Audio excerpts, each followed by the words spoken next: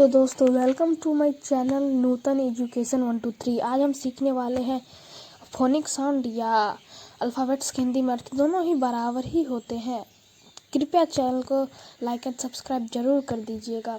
Alphabets के हिंदी में अर्थ ए से होता है ए और आ, बी से बौ, सी से सौ, क और चौ, डी से ड, ई से ए, एफ से फ, जी से गौ और जौ, एच से हो, आई से आई, ई से ई, जे से जौ, के से कौ, एल से लो, एम से मो, एन से नो, ओ से ओ, पी से पौ, क्यू से क्यू, आर से रौ, एस से सौ, टी से ट, यू से ओ या यो, वी से वो, डब्ल्यू से वो, एक्स से एक्स, वाई से यो, जेड से जो। Like and subscribe.